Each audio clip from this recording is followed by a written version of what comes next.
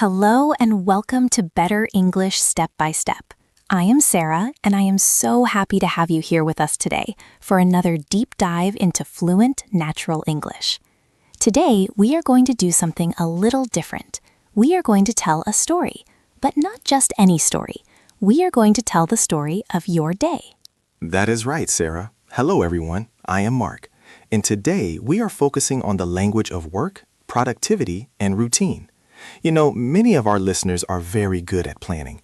They know how to schedule a meeting or write a to-do list. But when they try to explain their day to a friend or a colleague, they often sound a little bit robotic. Exactly, Mark. You might say something like, I started my work. I was very busy. I finished my work. I relaxed. There is nothing wrong with those sentences. They are grammatically correct, but they lack color. They lack the natural rhythm that native speakers use. Native speakers love phrasal verbs. We use them to describe how we start, how we struggle, and how we finish. So in this episode, we are going to walk through a full day, step by step. We will start with the morning, move through the... Hello and welcome to Better English Step by Step. I am Sarah, and I am so happy to have you here with us today for another deep dive into fluent natural English. Today, we are going to do something a little different. We are going to tell a story, but not just any story. We are going to tell the story of your day. That is right, Sarah. Hello, everyone. I am Mark. And today, we are focusing on the language of work, productivity, and routine. You know, many of our listeners are very good at planning. They know how to schedule a meeting or write a to-do list. But when they try to explain their day to a friend or a colleague, they often sound a little bit robotic. Exactly, Mark. You might say something like, I started my work. I was very busy. I finished my work. I relaxed. There is nothing wrong with those sentences. They are grammatically correct, but they lack color. They lack the natural rhythm that native speakers use. Native speakers love phrasal verbs. We use them to describe how we start, how we struggle, and how we finish. So in this episode, we are going to walk through a full day, step by step. We will start with the morning, move through the stress of the afternoon, and finally reach the relaxation of the evening. We have selected the most essential phrasal verbs you need to describe this journey. By the end of this hour, you will not just understand these words, you will be able to use them to describe your own life. So find a comfortable place, maybe put on your headphones, and let's get started. Let's begin at the beginning. It is 9 a.m. You have your coffee. You are sitting at your desk. You are ready to start the day. The first thing you need to do is start your work. Now, Mark, what is a common way learners say this? Usually they simply say, I am going to start the project. Or maybe, I will begin the meeting now. That is perfectly fine. But if you want to sound more dynamic, more professional, and more energetic, you might use the phrasal verb to kick off. To kick off, K-I-C-K-O-F-F. This comes from sports, right, Sarah? Like football? Yes, exactly. In football, the kickoff is the moment the game begins. It's an exciting moment. So when we use this in business or work, it implies a strong official start. You don't usually kick off writing an email. You kick off a new project, a meeting, or an event. So listen to the difference. Instead of saying, we are going to start the new marketing campaign, you can say, we are going to kick off the new marketing campaign. It sounds much more active. Let's practice this. I will say a sentence and I want you to repeat it after me. We'll go slowly. Focus on the connection between the words kick and off. It sounds like one word, kickoff. Ready? Listen and repeat. I'm ready to kick off the meeting. I'm ready to kick off the meeting. Let's try another one. Imagine you are launching a new product.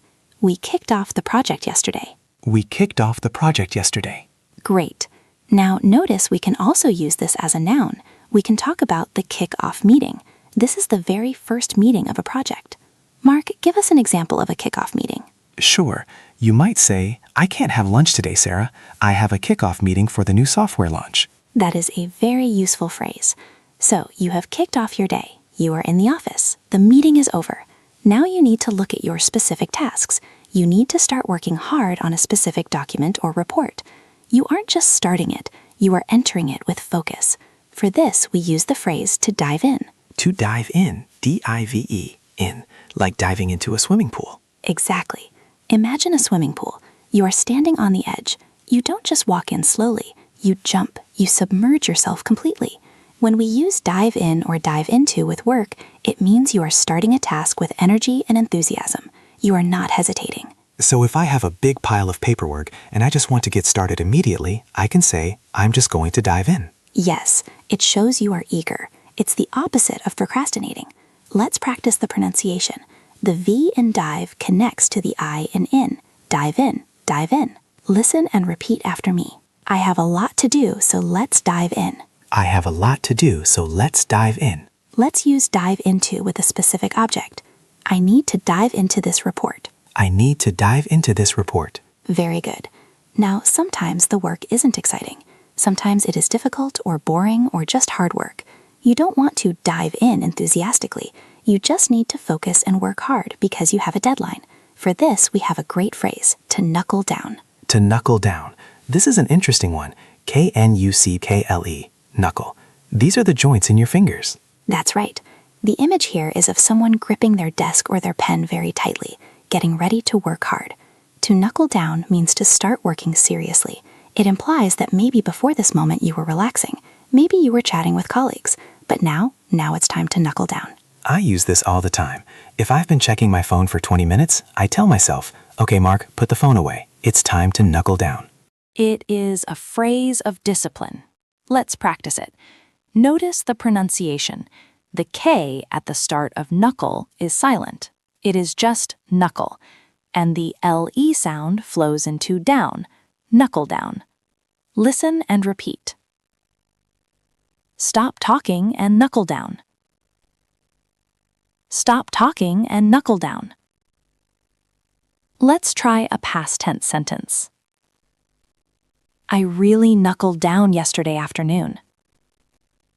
I really knuckled down yesterday afternoon. So let's review our morning so far. You entered the office and you had a big meeting to start the project. You kicked off the project. Then you went to your desk and started your specific tasks with energy. You dove in. But then you got a little distracted, so you told yourself to be serious. You knuckled down. That sounds like a productive morning, Sarah, but we all know that a workday rarely goes perfectly. Usually, around 11 a.m. or 12 p.m., things start to go wrong. That is right, Mark. This brings us to the second chapter of our story, the struggle. You are working hard, but the emails keep coming. The phone keeps ringing. You have too much to do. The first phrasal verb for this situation is to pile up. To pile up, P-I-L-E, up. A pile is a stack of things, like a pile of books or a pile of clothes. When work piles up, it means it is accumulating. It is growing higher and higher, like a mountain. We usually use this when we are feeling a bit out of control. You might look at your inbox and see 50 unread emails. You say, oh no, my emails are piling up. It creates a visual image of the work sitting on your desk, getting taller. It is a stressful feeling. Let's practice this. This is a regular verb, so the past tense is piled, piled up. Listen and repeat. The work is really piling up. The work is really piling up. And another one. While I was on holiday, my emails piled up. While I was on holiday, my emails piled up. I hate that feeling, Sarah. Coming back from a holiday to a piled-up inbox? It's the worst. And when the work piles up too much, you reach a state where you cannot see the bottom of the pile. You are completely covered by work. For this, we use a very descriptive idiom, to be snowed under. Snowed under, like the winter weather. Snow, S-N-O-W-E-D, under. Imagine a heavy snowstorm. Your house is completely covered in snow. You cannot open the door. You are trapped. When you are snowed under at work, it means you have so much work that you cannot handle it. You are buried in tasks. This is a great alternative to simply saying, I am very busy. I am very busy is boring. I am snowed under paints a picture. It tells people, please do not give me more work. I cannot take it. Exactly. It is a polite way to say no to a request. If your boss asks you to do something extra, you can say, I'm sorry, I'd love to help, but I'm completely snowed under right now. Let's practice saying this. Focus on the flow. Snowed under. The D connects to the snowed under. Listen and repeat. I can't help you, I'm snowed under. I can't help you, I'm snowed under. Let's try it with the word with. We often say what we are snowed under with. I'm snowed under with paperwork. I'm snowed under with paperwork. So the work has piled up, you are snowed under, and because of this, you start to miss your deadlines. You are moving slower than the schedule. The phrasal verb for this is to fall behind. To fall behind. F-A-L-L. Behind. This comes from racing, I think. Yes, imagine a race. Everyone is running together, but you are running slower. The other runners move ahead of you. You fall behind. In work, this means you haven't done as much work as you planned. You are late. It is a very common pain point for our listeners. Maybe you have a study plan. You wanted to study Chapter 5 by Friday, but it is Friday and you are only on Chapter 3. You have fallen behind. It is a stressful position to be in. Let's practice acknowledging this. The past tense of fall is fell. Listen and repeat. I've fallen behind on my project. I've fallen behind on my project. And let's try the future as a worry. I don't want to fall behind. I don't want to fall behind. Now, Mark, what happens if you stay in this state for too long? You are snowed under, you are falling behind, and you keep working harder and harder without resting. What is the danger? The danger is that you will lose all your energy. You will become physically and emotionally exhausted. The phrasal verb for this is crucial. To burn out. To burn out. B-U-R-N. Out. Like a candle. Yes, think of a candle. It burns bright, but eventually the wax is gone. The flame disappears. The candle has burned out. When a human burns out, they reach a point of total collapse. They cannot work anymore.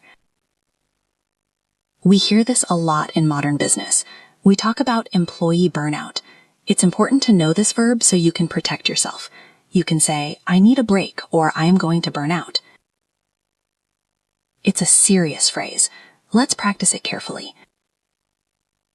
Listen and repeat.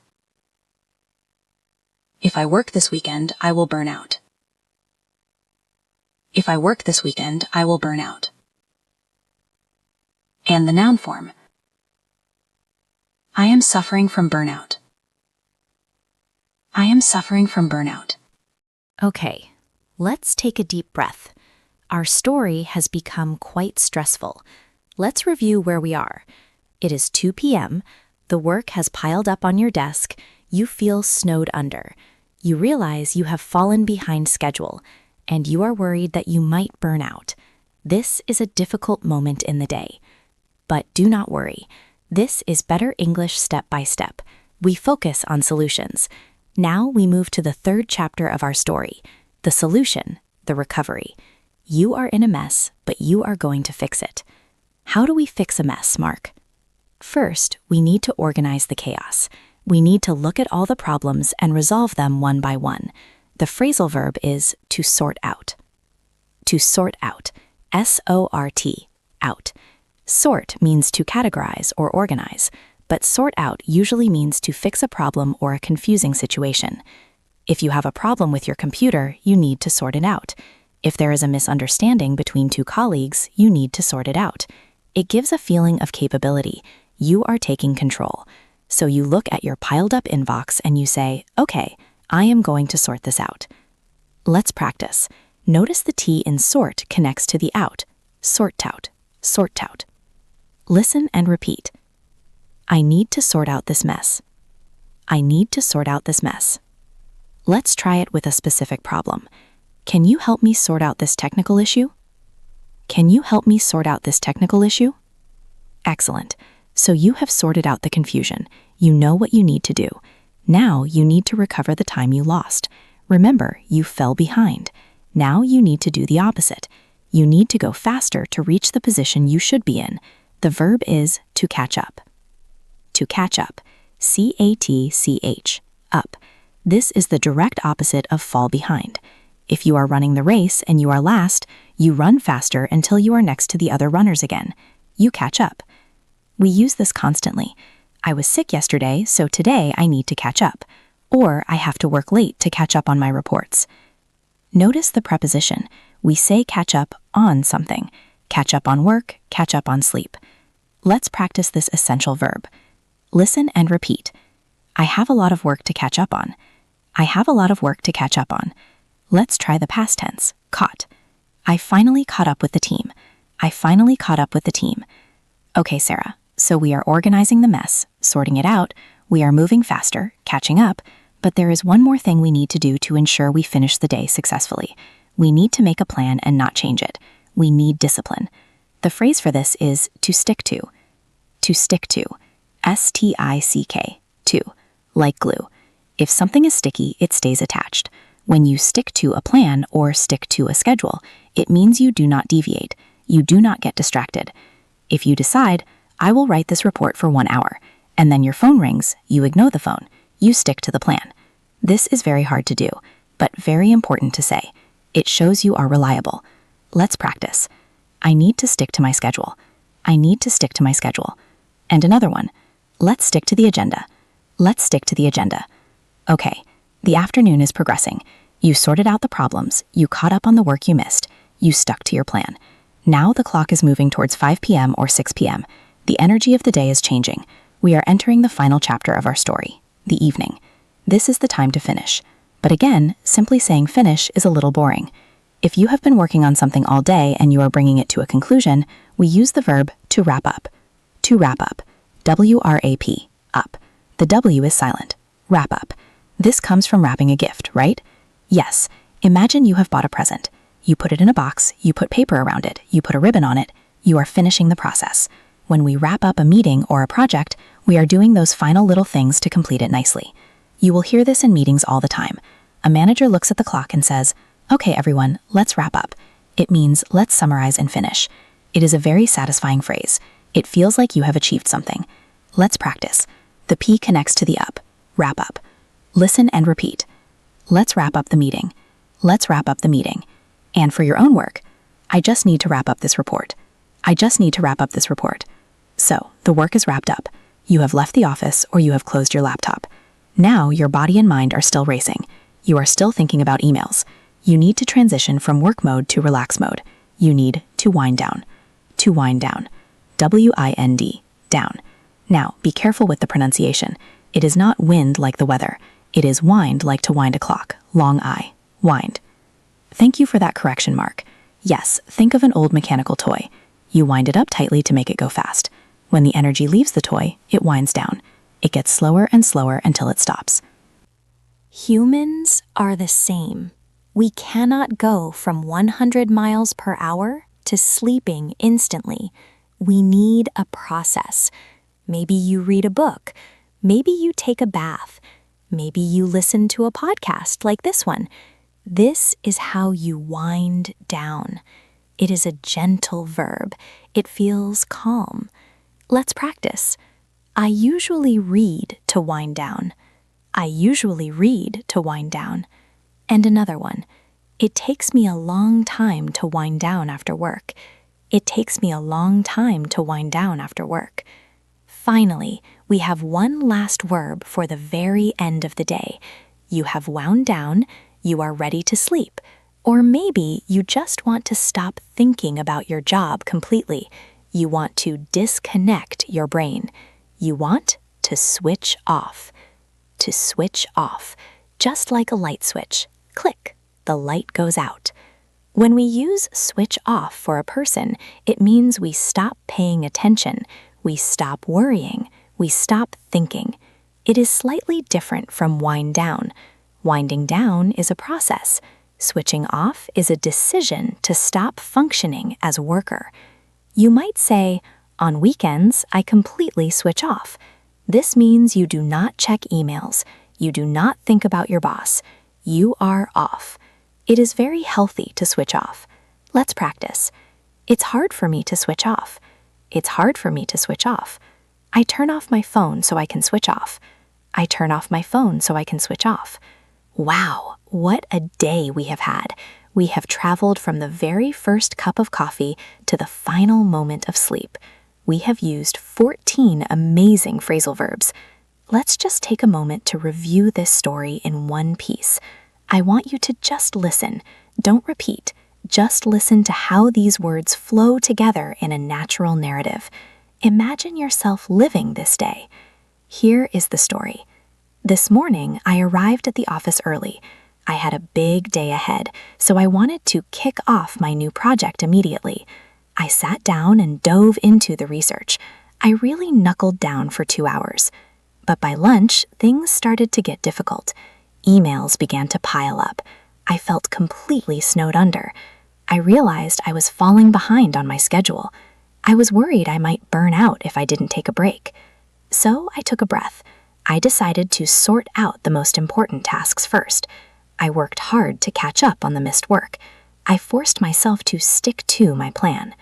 Finally, at 6 p.m., I managed to wrap up everything.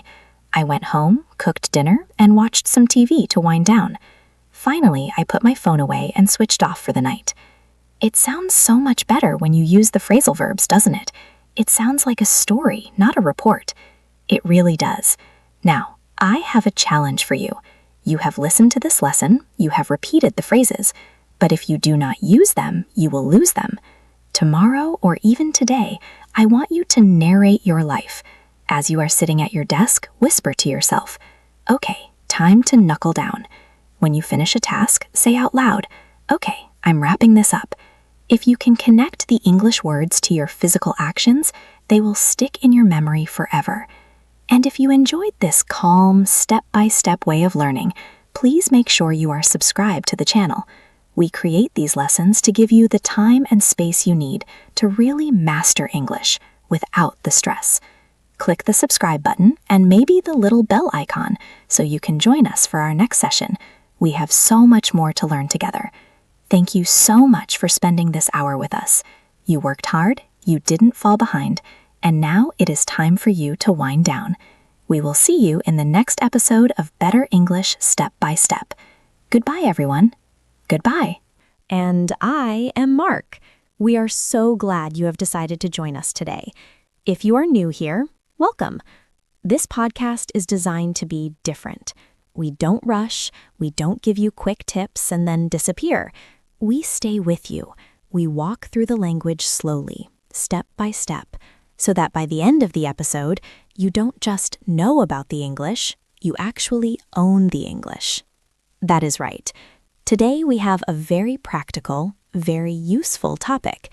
We are going to talk about your daily routine, but we are not talking about brushing your teeth or eating breakfast. We are talking about the real, professional, and personal struggle of a busy day.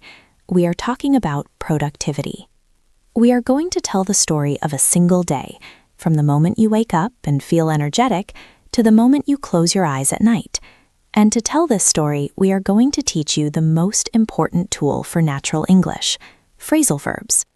Mark, why do students struggle so much with phrasal verbs? Well, Sarah, I think it is because they often try to translate directly from their own language, and usually a phrasal verb doesn't make sense if you translate it word for word. If you take give up, for example, give means to hand something to someone. Up is a direction, but give up means to quit. It has no logical connection to the individual words. Exactly, and that is why we need to learn them in context. We need to hear them in a story. We need to repeat them until they feel natural. Today, we have selected 14, yes, 14 essential phrasal verbs that describe the workflow of a modern life. We are going to look at starting, focusing, struggling, recovering, and relaxing. This is going to be a long session. It is a deep study session, so please make sure you are comfortable. If you are commuting, relax your shoulders. If you are at home, maybe get a cup of tea. We are going to be here for a while, and we are going to make sure you master these words. Are you ready, Mark? I am ready. Let's kick off. Ah, you used our first verb, to kick off. I did, and that is where we begin our story. It is morning. The sun is shining. You are at your desk. You have a new project or a new goal. You want to start. In formal English, you might say, I am going to commence the project, or simply, I am going to start. But if you want to sound dynamic, like a leader, you say, kick off. Kick off. Let's look at this verb closely. It is 2 words, K-I-C-K and O-F-F. Now, physically, this comes from sports. In football or soccer, the game begins when a player kicks the ball from the center of the field. That moment is the kickoff. It is explosive. It is the start of the action. So when we use this in business, we borrow that feeling. We don't usually kick off a small task, like reading an email. We kick off big things, events, campaigns, projects, relationships. Sarah, is this verb separable? Can I kick the meeting off? Yes, you can. You can say, let's kick off the meeting or let's kick the meeting off. Both are correct. But usually we keep them together. Let's kick off the meeting. Let's think about the pronunciation. The KK sound at the end of kick is strong, and it links directly to the vowel O in off. Kick off, kick off. It should sound like one word. I want you to try this. I will give you a sentence. I want you to listen to the rhythm and then repeat it exactly as I say it. Here is the first one. We are going to kick off the project next week. Pause for repetition. Let's do that again. Strong K sound. We are going to kick off the project next week. Pause for repetition. Very good. Now, let's try a question. Imagine you are in a meeting room. Everyone is waiting. You look at the manager and ask, what time does the meeting kick off? Pause for repetition. What time does the meeting kick off? Pause for repetition. Very good. Now, there is a noun form of this verb too. We often talk about a kickoff meeting, or simply the kickoff. For example, I missed the kickoff. This implies you missed the very beginning. Okay, so we have started. We have kicked off. Now we need to move to the individual work. You are sitting at your computer. You have a specific task. Maybe it is a report. Maybe it is some code you need to write. You need to enter this task with energy. Our second verb is dive in or dive into. Think about the water. You are at the beach. The water is cold, that you want to swim. You can walk in slowly, step by step, shivering. Or you can run and jump. You can dive. When you dive in, you are fully immersing yourself in the work immediately. It implies enthusiasm. It implies that you are not afraid of the work. Mark, do you dive into your work in the mornings? I try to, Sarah. I try to tackle the hardest thing first. I look at my list, pick the big task, and just dive in. I don't check my phone first. I just go. That is the spirit. Note the grammar here. If you mention the activity, you must use into. I dove into the report. I dove into the data. If you don't mention the activity, you can just use in. The food looks great. Let's dive in. Let's practice the pronunciation. Dive ends with a V sound. This is a vibrating sound. V. It links to the I. Dive in. Dive into. Listen and repeat. I'm ready to dive into work. I'm ready to dive into work. Okay, let's try the past tense. The past of dive is usually dove in American English or dived in British English. Both are understood. Let's use dove as it is very common. He dove right into the problem. He dove right into the problem. Okay, so you have kicked off the day. You have dived into your tasks. But work is hard. After about 20 minutes, maybe you start to lose focus.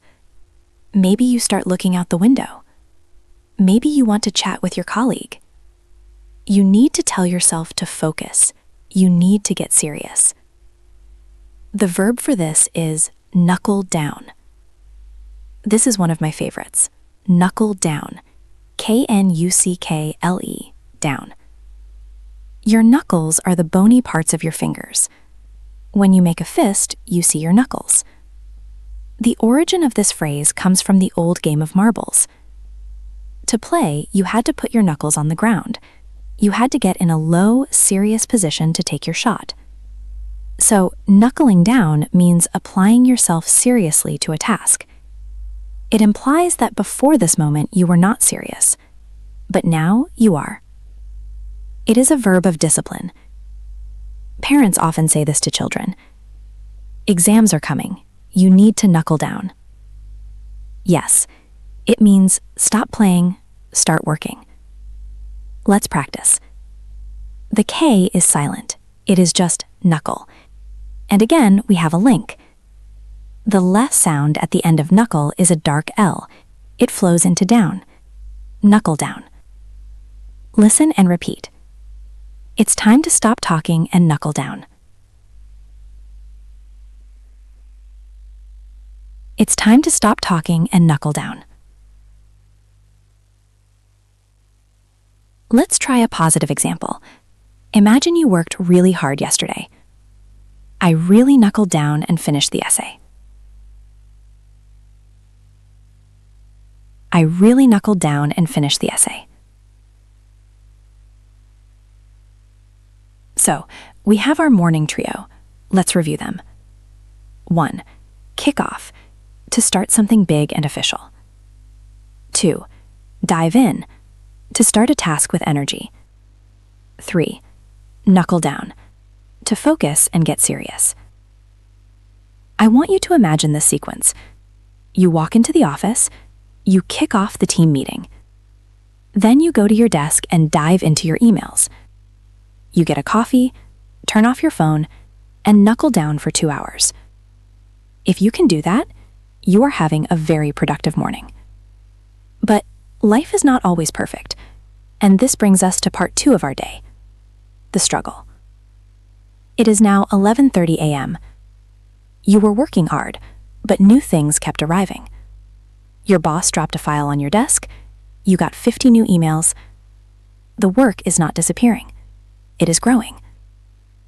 Our 4th verb is pile up. Pile up. P-I-L-E, up. A pile is a stack. Think of dirty dishes in the kitchen sink. 1 plate, then 2 plates, then a bowl, then a pan. It becomes a tower of dishes. This is a pile. When we use this as a verb, to pile up, it means that work or tasks are accumulating faster than you can finish them. It creates a feeling of pressure. You look at the pile and you feel small. We often use this for paperwork, emails, bills, or general work. My bills are piling up. That is a scary sentence. My emails are piling up. That is a stressful sentence. Let's practice saying it. Pile ends with an L. Pile up. Connect them. Listen and repeat. While I was sick, my work piled up. While I was sick, my work piled up. Let's try the continuous form. It is happening right now. The complaints are piling up. The complaints are piling up. So the work is piling up. The pile is getting higher. Eventually, the pile gets so high that it collapses on top of you. You are covered. You cannot move. This leads to our 5th verb, which is actually an adjective phrase we use with to be. To be snowed under. Snowed under. S-N-O-W-E-D, under. We mentioned this briefly in the intro, but let's go deeper. This is a metaphor. Imagine a blizzard, a huge winter storm. The snow falls and falls. It covers the roads, it covers the cars, it covers the houses. Everything is under the snow. When you are snowed under, you are the house. The work is the snow. You are trapped. This is a very expressive way to say, I am incredibly busy. It is stronger than busy. If you are busy, you might still have time for a quick coffee. If you are snowed under, you do not have time to breathe. Note the preposition we use. We are snowed under with something. I am snowed under with reports.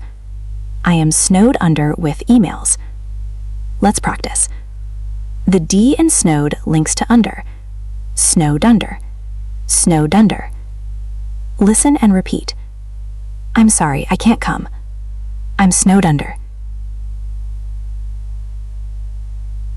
I'm sorry, I can't come. I'm snowed under.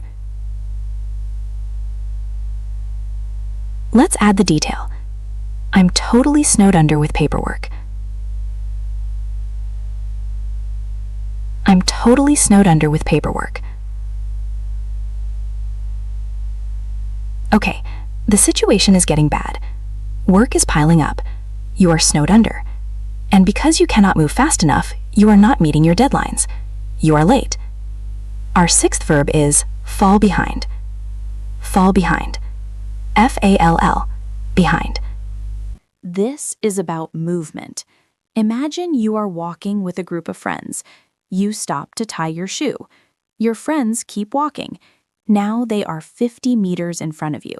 You have fallen behind. In work, we have a schedule.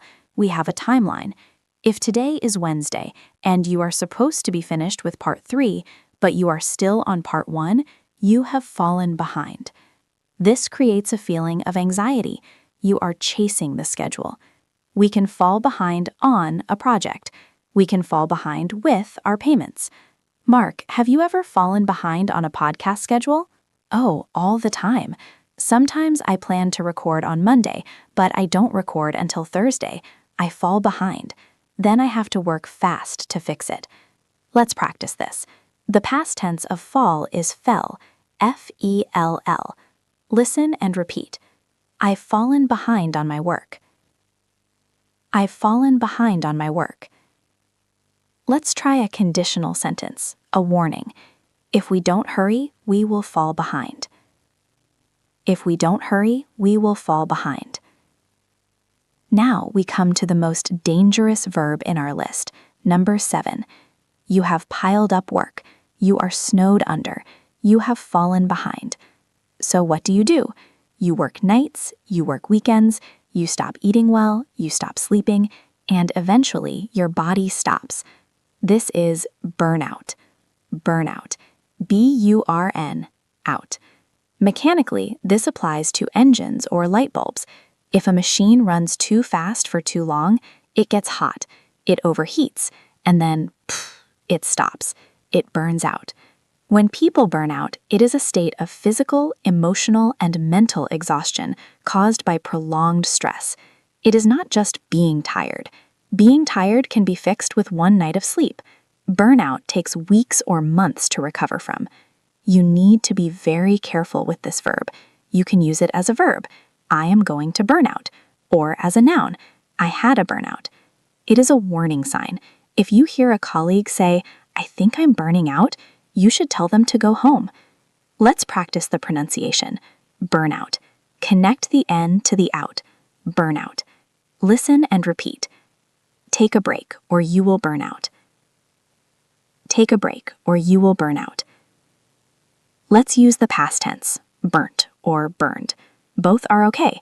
He worked 80 hours a week and burnt out. He worked 80 hours a week and burnt out.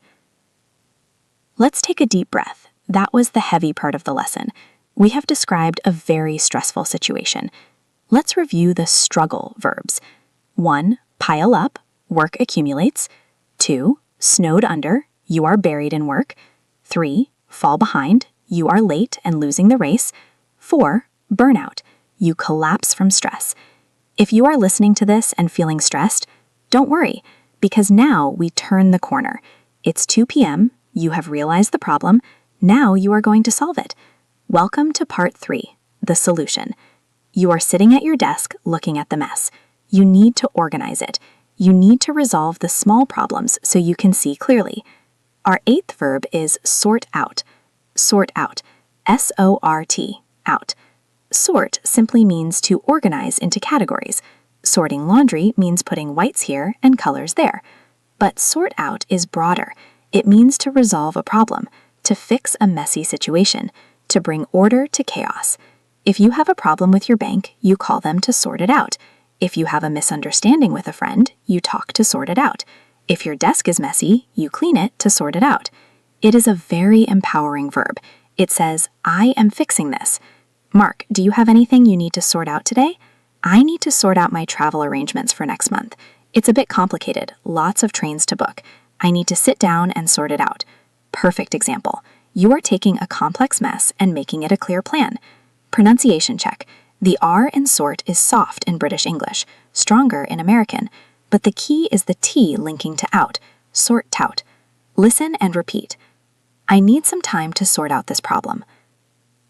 I need some time to sort out this problem. Let's try a very common phrase used in business. Don't worry, I'll sort it out. Don't worry, I'll sort it out. Okay, you have sorted out the confusion, you know what to do, but remember, you are still behind the schedule. You need to close the gap. You need to speed up. Our ninth verb is catch up. Catch up. C-A-T-C-H, up. We use this when we are behind and we want to reach the same level as everyone else, or the level we plan to be at. If you fell behind in the race, now you run fast to catch up.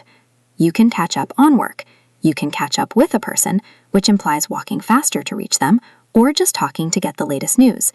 In productivity terms, we usually say catch up on. I didn't check email all morning, so now I need to catch up on email. I missed the last episode of the show, so I need to catch up. It implies a period of extra effort to get back to normal. Let's practice. Catch up. The che sound is crisp. Catch up. Listen and repeat. I have a lot of work to catch up on. I have a lot of work to catch up on. Let's try the past tense. Caught. C-A-U-G-H-T. Caught. I finally caught up with my schedule. I finally caught up with my schedule. Now you are sorting things out. You are catching up. But the world is full of distractions. People want to talk. Your phone wants your attention. To succeed, you need to stay on your path. You need discipline. Our 10th verb is stick to. Stick to. S-T-I-C-K. To. Think of a sticker, or glue, or tape. It adheres. It stays where you put it. When you stick to a plan, you adhere to it. You do not change it. You do not quit. If you are on a diet, you must stick to the diet. If you eat cake, you did not stick to the diet. If you have a budget, you must stick to the budget. In meetings, we often say, let's stick to the point. This means stop talking about other things. Focus on the main topic. It is a verb of willpower. Mark, is it hard for you to stick to a schedule? Very hard. I am easily distracted. I have to write my schedule down and put it on the wall to help me stick to it. Me too. Let's practice this tough little verb. The CK flows into the T. Stick to. Listen and repeat. We need to stick to the plan. We need to stick to the plan. Let's try the negative. When you failed to do it. I didn't stick to the rules. I didn't stick to the rules. Okay, we are making progress, but there is one more struggle verb we should add here. Sometimes the work is just difficult. It is not about speed, it is about endurance. You just have to survive a difficult task. Our 11th verb is get through. Get through. G-E-T-T-H-R-O-U-G-H. Imagine a dark tunnel. You are on one side. The sunlight is on the other side. You have to walk through the darkness to reach the light. You have to get through it. We use this for difficult tasks, boring meetings, or tough periods of time. I just need to get through this week, meaning this week is hard, I just want to survive it. We have a lot of data to get through, meaning we have to process a lot of boring material. It implies survival and completion of something unpresent. If we work together, we can get through this project. Let's practice. The TH in through requires your tongue between your teeth. Through. Get through. Listen and repeat. I have a mountain of paperwork to get through. I have a mountain of paperwork to get through. We will get through this together. We will get through this together. Excellent. Let's review the solution verbs. 1.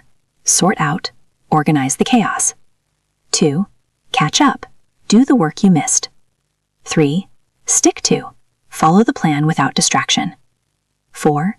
Get through, endure and finish difficult work. Now, look at the clock. It is 5:30 p.m. The sun is going down. You have fought the battle of the day. You sorted out the problems. You got through the hard work. Now it is time to close the day. Welcome to part 4, the evening. You are ready to finish, but you are a professional. You don't just stop in the middle of a sentence and leave. You bring things to a nice conclusion. Our 12th verb is wrap up. Wrap up. W-R-A-P, up. The W is silent. It sounds like the music style rap. To wrap is to cover something, usually with paper or cloth. You wrap a gift. You wrap a sandwich. You wrap a baby in a blanket. It implies making something neat, safe, and finished. When we wrap up work, we are finishing the final details so we can close the project or leave the office. We use this constantly to signal the end of an event. Okay, everyone, the time is up. Let's wrap up. Or for a task. I'll be home soon. I'm just wrapping up a few emails. It feels good to say. It means freedom is coming. Let's practice. Connect the P to the U. Wrap up. Listen and repeat. Let's wrap up this meeting. Let's wrap up this meeting. I'm just wrapping up some work. I'm just wrapping up some work. So you have wrapped up. You have left the building, you are on the bus, or in your car, or walking home. But your brain is still running fast. You are thinking about the meeting. You are thinking about tomorrow. You are tense. You need to relax slowly. Our 13th verb is wind down. Wind down. W-I-N-D, down. Remember the pronunciation, not wind like the air, wind with a long I, like find or kind. This comes from old clockwork mechanisms. To make a clock work, you had to wind it up. You twisted a key to make the spring tight. That is high energy, high tension. When the clock runs, the spring slowly uncoils. The tension releases. It winds down.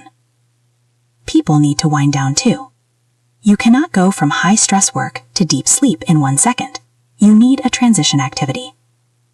Cooking dinner can help you wind down. Exercising can help you wind down. Listening to soft music helps you wind down. Mark, how do you wind down? I like to go for a walk. No headphones, just walking.